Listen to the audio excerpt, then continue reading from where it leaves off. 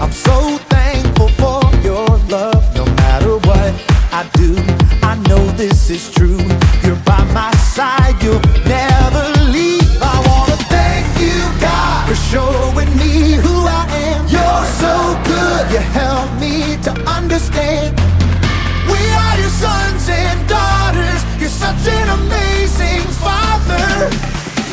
Thank you, God, for coming to rescue me. You're so good, God, you're everything I need. Every minute of every day, I just wanna say thank you, God.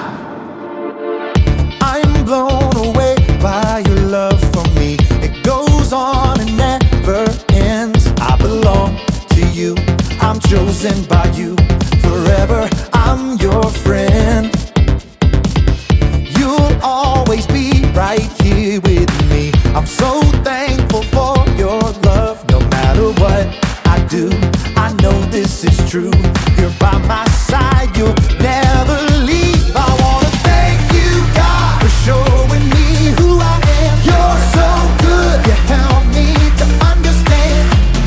We are your sons and daughters. You're such an amazing Father. Thank you, God, for coming to rescue me.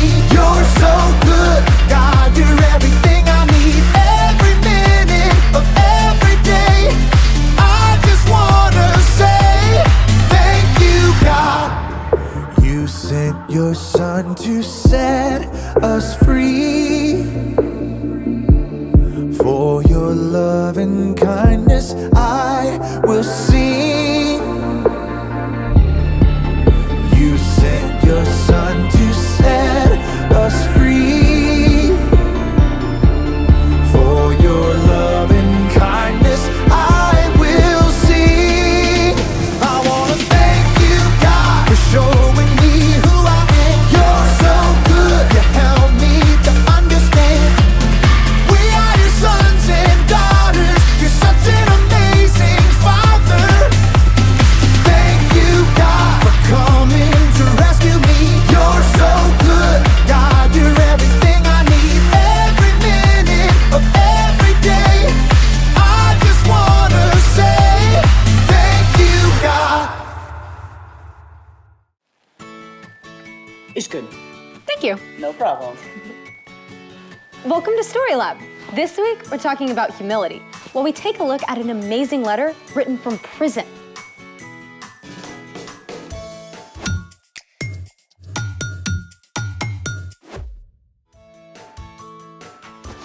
Hey, I'm Sebastian. And I'm Skylar. We're talking about humility, which is putting others first by giving up what you think you deserve. I think one of the best ways of putting others first is by helping them eat well. Like a box of fudge rounds. I was thinking more of tasty veggies. My relationship with vegetables is complicated. How about this vegetable? Are you for real? Yep, world's heaviest carrot, according to the Guinness Book of World Records. That's gonna need a lot of ranch. Then there's this. World's biggest cabbage? Yep, It's like part of some prehistoric jungle. I feel like we should see some dinosaurs roaming past it. speaking of which, It's a Vegisaurus! world's largest mixed vegetable sculpture. Amazing. Slightly terrifying. Our guest today knows a thing or two about veggies. He builds with them? Nope, he grows them. Great. I'm ready. Hi, Phil. We're so excited to talk with you. Hi guys, hey, it's good to be here.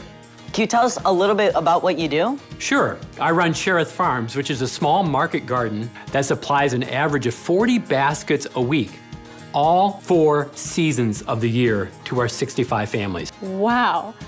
What's your farm like? Well, it's a very intense little farm. It's a 1/4 acre if you do the math of how much we actually grow on. But we grow all major food groups. That's what makes a market garden a market garden. It has a variety of crops, a great diversity of crops, and we grow them all. Everything from broccoli and cabbage and beets and carrots and lettuce and kale and bok choy, onions and garlic, and a lot more. So, any watermelons? No watermelons. The watermelons would cover this entire garden. So you have a special plan of what you plant? Absolutely. I can tell you what I'm planting next year and where I'm going to plant it. We rotate our crops every year into a new space.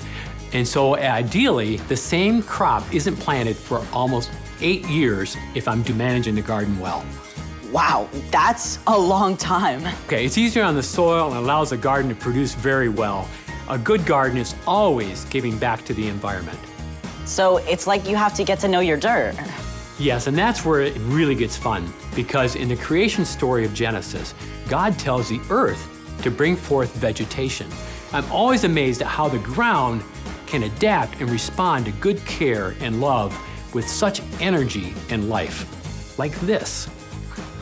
So farming is really a lot of hard work, right? I do work hard, but you know, everyone works hard. I get to choose the times when I work hard. All the vegetables you provide are such an amazing way to serve the community. Well, I'm glad I can do my part, but really, I'm only one gardener. In fact, that's how I sign my emails to my updates of my customers. One of you gardeners. How's that?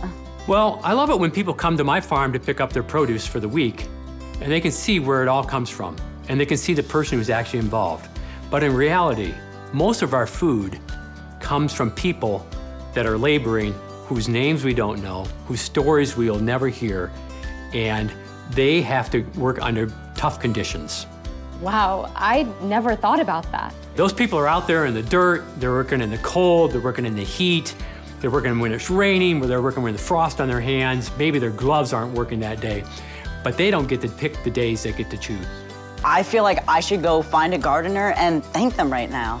Well, that's a great way to think about it. No matter what we grow up to be, there's always someone out there working in all kinds of weather conditions and living conditions to provide food for our families. I am so going to look at my food differently. I hope so. Well, thank you so much for being on here with us, Phil. It was a pleasure seeing you all, and I hope we all have a great day. Bye, Phil. Bye. I want a giant, colorful salad right now.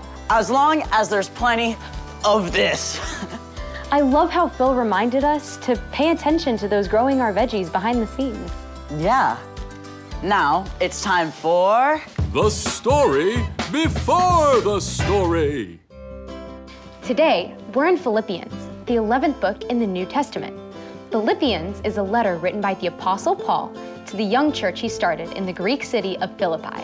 But before Paul, way back in the beginning, out of a deep, deep love, God made an amazing world. But when people turned away from God, the world was broken. God made a plan to draw people back into relationship. So at the right time, God's very own son, Jesus, came to live among us. When Jesus grew up, he traveled from town to town, teaching and healing. But the religious leaders made plans to get rid of him. Jesus was crucified on a cross and died. But early Sunday morning, Jesus returned to life, and lots of his friends saw him. Which is where our story starts. Hey everyone, I'm Chloe. Hi, Chloe. For 40 days after his resurrection, Jesus spent time with his friends. Then he returned to heaven to be with God. But the news about Jesus spread. More and more people began to follow Jesus, including Paul. Paul traveled all over, starting brand new churches. On one of his journeys, he spent 3 months in the Greek city of Philippi, where he shared the news about Jesus with a businesswoman named Lydia. Lydia welcomed the new church to meet in her home, and it grew quickly, even after Paul was thrown in prison. Paul was released and continued his travels. Several more times, he was jailed for sharing about Jesus, but he used his time in prison to write letters to the new churches. In a letter from Rome, Paul encouraged the Philippians to put others ahead of themselves. Don't do anything only to get ahead. Don't do it because you are proud. Instead, be humble. Value others more than yourselves. None of you should look out for just your own good. Each of you should also look out for the good of others. As you deal with one another, you should think and act as Jesus did. Jesus is our model. Like the Philippians, we can begin to think and act like Jesus. So, let's take a look at some of the things Jesus did. Jesus showed humility by always talking to God first. Our Father in heaven, may your name be honored. Jesus spent time alone with God, over and over. Jesus took time away from the crowds to ask God for help. He did it before starting his ministry, before choosing his disciples, and before giving up his life on the cross. Jesus submitted all his desires and plans to God. Next, Jesus showed humility by spending time with those who seemed unimportant. Come, follow me. Rather than choosing the most important, well-educated people to be his followers, Jesus chose the overlooked and the outcast. He wasn't worried about looking impressive. Jesus said to show humility by giving in secret. When you give to needy people, don't let your left hand know what your right hand is doing. Then your giving will be done secretly. That just means when you do something good for others, do it quietly. Don't make it a big deal and do it for show so people will think you're all that. Jesus also said to show humility in our relationships by doing more than is required. Suppose someone forces you to go 1 mile. Go 2 miles with them. Jesus taught that when you're told to do something, do it with a great attitude, and then do even more than you have to. In the end, Jesus gave us the most incredible example of humility ever. Paul wrote, In his very nature, he was God. Jesus was equal with God. But Jesus didn't take advantage of that fact. Instead, he made himself nothing. He did this by taking on the nature of a servant. He was made just like human beings. He was humble and obeyed God completely. He did this even though it led to his death on a cross. most of us will never be asked to actually die for someone. But every day, we can look for opportunities to set aside the things we want in order to put others first. Because Jesus puts us first. The end.